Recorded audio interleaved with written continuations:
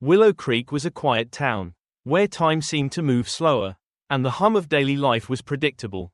Daniel Carter, a high school history teacher, was a well-loved figure in the community, known for his gentle demeanor and passion for teaching. He had inspired countless students. But behind his kind smile lay a profound loneliness. 5 years ago, Daniel lost his wife, Amelia, in a car accident. Amelia had been his everything, his partner, his best friend, and the person who dreamed of building a big family with him. Now, his days were filled with the echoes of unspoken words and the ache of her absence. On a crisp Saturday afternoon, as Daniel sat grading papers at his desk, his phone buzzed. It was Allison, an old friend who worked at Child Protective Services.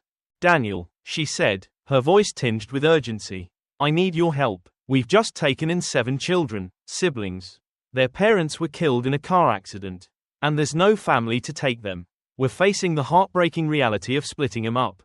Daniel froze, the pen in his hand poised mid-air. The thought of children not only losing their parents but being separated from each other tore at his heart.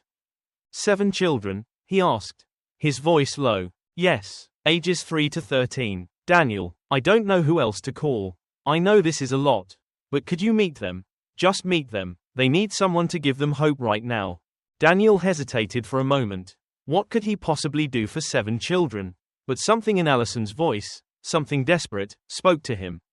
Before he knew it, he found himself saying, "I'll be there tomorrow." The next morning, Daniel arrived at the CPS office, his heart pounding in his chest. The waiting room was small and worn, its beige walls lined with outdated posters. At the far end, he saw them, 7 children huddled together on a worn-out couch. Emily, the oldest at 13, sat in the center, her arms protectively wrapped around the youngest. Jamie, a 3-year-old boy clutching a worn teddy bear. The others, Lily, 12, Lucas, 10, Sarah, 9, Grace, 7, and Max, 6, sat silently, their faces marked by fear and exhaustion. Daniel took a deep breath and walked over, crouching down to their level.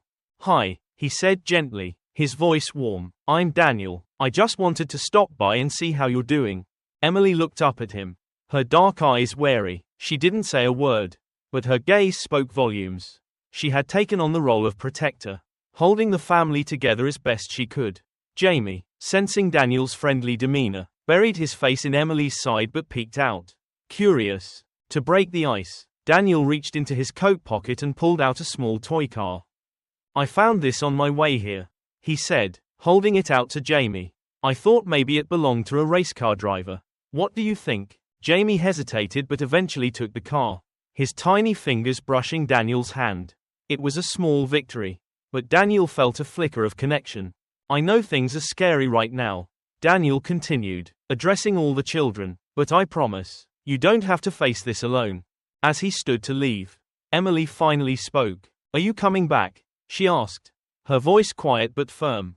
Daniel looked her in the eye and said, "Yes, I'll be back." That night, Daniel couldn't sleep. He kept replaying the image of the children's faces in his mind, Emily's guarded strength, Jamie's fragile innocence, the quiet fear etched into each of their expressions.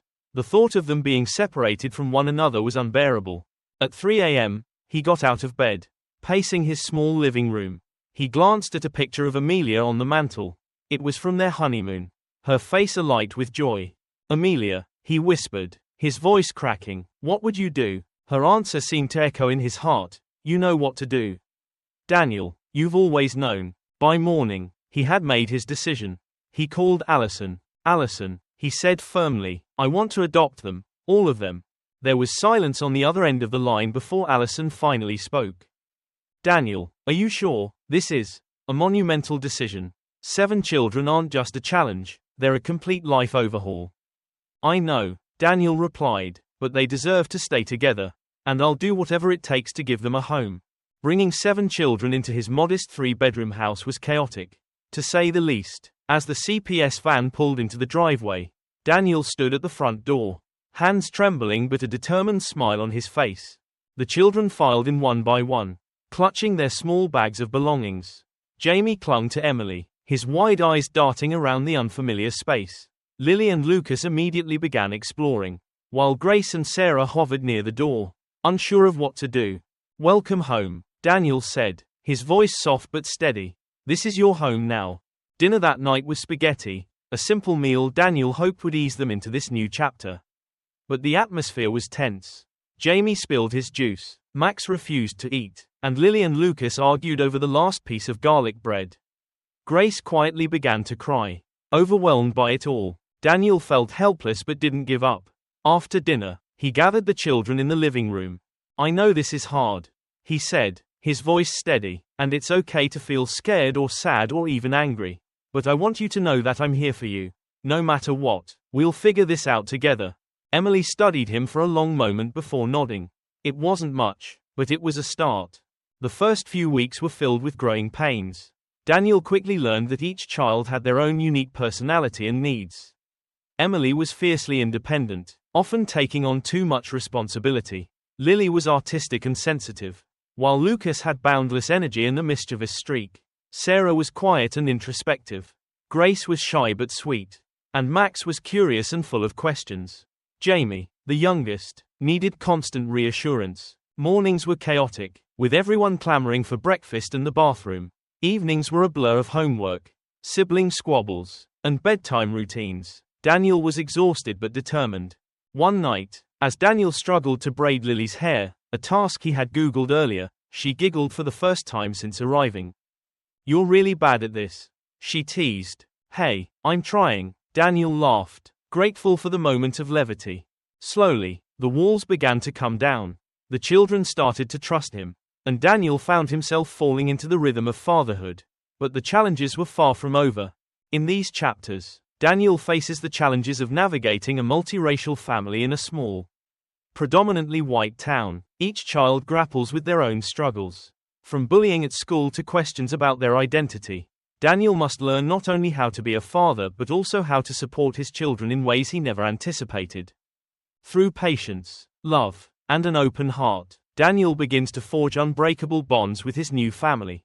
He leans on the community, seeks advice from friends, and finds strength in the memory of Amelia,